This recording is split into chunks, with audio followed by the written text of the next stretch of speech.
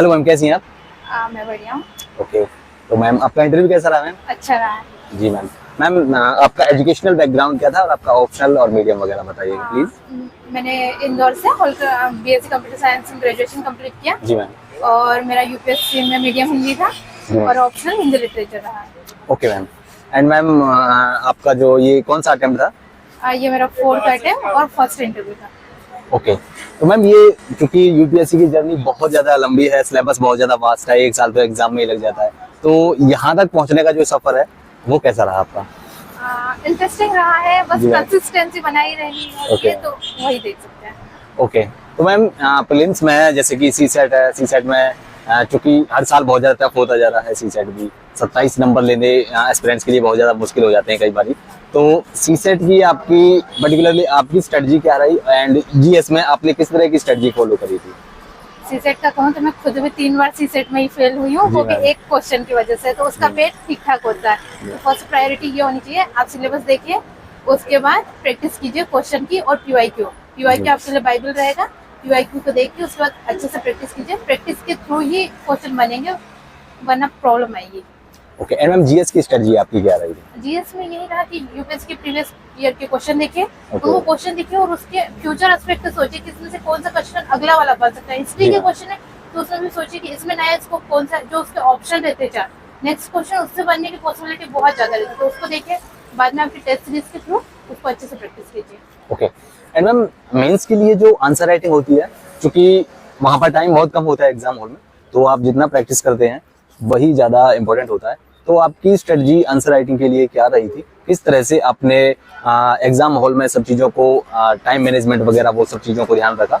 और पहले आप मैम ये बता दीजिए, उसके बाद में यदि टेस्ट मेंस के आंसर राइटिंग का देखें तो मैंने प्रीलिम्स से पहले लगभग 20 से 25 टेस्ट पहले ही लिख लिए थे, तो कहीं ना कहीं वो एक प्रैक्टिस बनी होती है। जैसे प्रीलिम्स का रिजल्ट आया कि पता चल गया मेंस लिखना ही है, उसके बाद जब से रिजल्ट आया तब से उससे एग्जाम के 10 दिन पहले तक मैंने डेली एक टेस्ट पेपर लिखा, तो उसकी वजह से प्रैक्टिस और टाइम मैनेजमेंट और कंटेंट काफी रेडी हो गया था।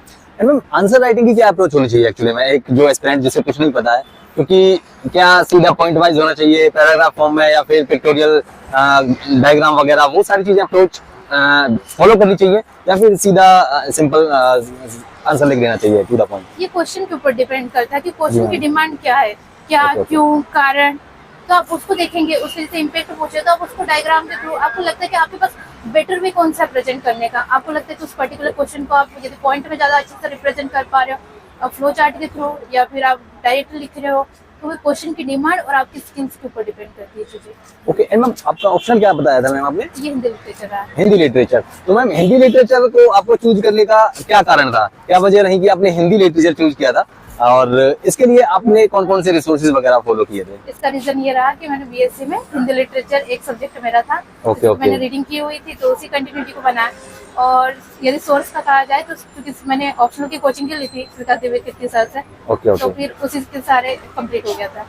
ओके, मैम इंटरव्यू में आपके किस तरह के सवाल थे? आपका जो इंटरव्यू था वो किस चीज पर ज्यादा फोकस्ड था, डेप्थ पर या करंट बेस्ड था, या फिर आपके ऑप्शनल से चीजें थी? किस तरह के सवाल आपसे पूछे गए थे? उसमें मुझसे ऑप्शनल से एक क्वेश्चन नहीं पूछा गया। जी मैम। डेप्थ से क्वेश्चन काफी सारे थे, इकोनॉमी के क्वेश्चन काफी ज्यादा थे, आईआर के क्वेश्चन थे, और वुमेन से रिलेटेड बहुत ज्यादा थे, तो इसे देख सकते हैं। हम किस तरह के क्वेश्चन थे आपके इंटरव्यू में, थोड़ा बताना चाहोगे? यदि इकोनॉमी का देखा जाए तो उन्होंने एमएसपी का पूछा था मुझसे, और जो एमएसएमई है उनसे रिलेटेड बैंकिंग सेक्टर का, जो मॉनेटरी पॉलिसी की कल रिकमेंडेशन आई थी उनका पूछा था।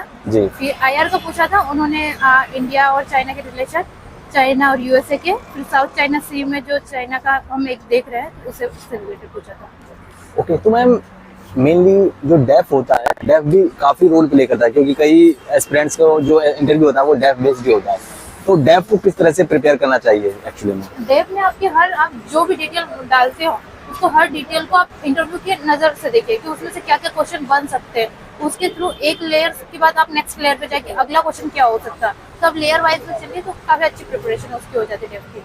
मैम मीडियम का भी कोई वो फर्क पड़ता है एग्जाम देने के लिए कि हिंदी मीडियम, क्योंकि हिंदी मीडियम का रेशियो बहुत कम होता जा रहा है, एंड इस मीडियम का कोई फर्क पड़ता है क्या कि जो बच्चा इंग्लिश समझ सकता है क्या उसको इंग्लिश लेनी चाहिए, या फिर जो कंफर्टेबल है हिंदी में उसको हिंदी चूज कर लेनी चाहिए? जिसको जो सब्जेक्ट लैंग्वेज और मीडियम कंफर्टेबल रहे वही चूज करना चाहिए। जैसे इंटरव्यू में आप जाते हो तो आपकी पर्सनल एक्सपीरियंस शेयर करते हो, कहीं ना कहीं वो आपकी लैंग्वेज के थ्रू ही आते हैं ना। जी आपने यदि लैंग्वेज चेंज की तो उसका फिर इम्पेक्ट दिखता है। तो बेटर है ओके, कि आप ओके। जिस मीडियम में सहज हो उसी को चॉइस कीजिए और उसी के साथ आगे बढ़िए।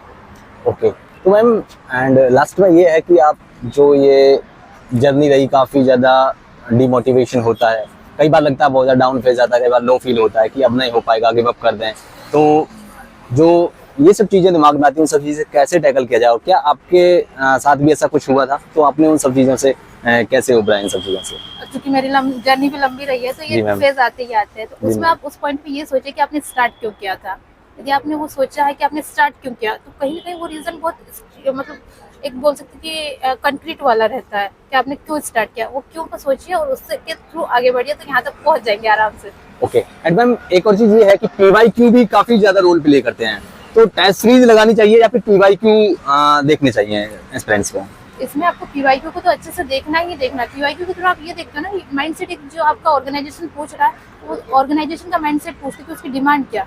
उसके बाद आप टेस्ट सीरीज देखते हो तो आपको रिसेंट में जो चीजें चल रही है उसका पता चलता है। जी उसके मैम। बाद आप उनमें भी देखते हैं कि कुछ चीजें छूटी ना हो, आपकी प्रैक्टिस हो जाती है। जी आप मैम। जो कुछ सिली मिस्टेक करने वाले हो वो उससे बचा जा सकता है। तो वो प्रैक्टिस के लिए बहुत अच्छा रहता है। तो अब मैम फिल्म्स के लिए क्या कुछ मेंशन करना चाहेंगे कि जैसे कि कई स्ट्रेटजी होती हैं, बहुत से एस्पिरेंट जो फॉलो करते हैं कि लाइक जब सवाल को अटेम्प्ट कर रहे होते हैं तो कैसे उन सब चीज़ों से जो सिली मिस्टेक होती है उन सब से कैसे बचा जाए? फिल्म्स है मेनली मैम। सिली मिस्टेक होती है पहले तो वो बबल फिलअप करने में कुछ लोगों से होती है। Yes ma'am. तो उसको भरते टाइम आप बिल्कुल केयरफुल होके चीजों को वो देखिए। अब यदि श्योर है तो उसको देखिए, आपको लग रहा है कि नेक्स्ट टाइम पे मूवमेंट करना है तभी नेक्स्ट वाली स्टेप पे जाइए।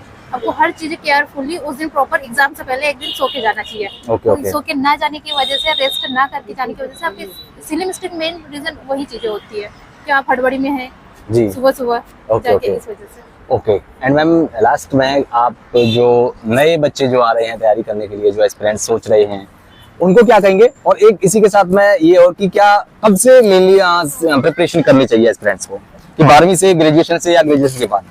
मैं तो कहना चाहूंगी कि ग्रेजुएशन तक जो सिलेबस चीजें हैं ग्रेजुएशन की वही पढ़िए, कॉलेज लाइफ एंजॉय कीजिए, उसके बाद यूपीएससी में आइए। तो हर चीज को आप जिस स्टेज पे उसको पूरे डेडिकेशन के साथ कीजिए, रिजल्ट जो आएगा देखा जाएगा, बट एटलीस्ट आप जिस मोमेंट पे उसको फुल एंजॉय कीजिए।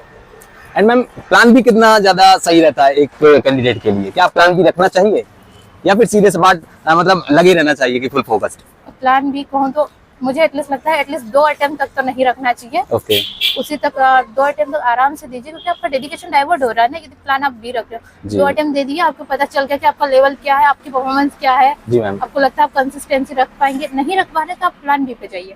Okay, thank you ma'am and all the best. I hope कि आपकी डिजायर रैंक के साथ अभी की बार सिलेक्शन हो जाए, and all the best ma'am. Thank you sir.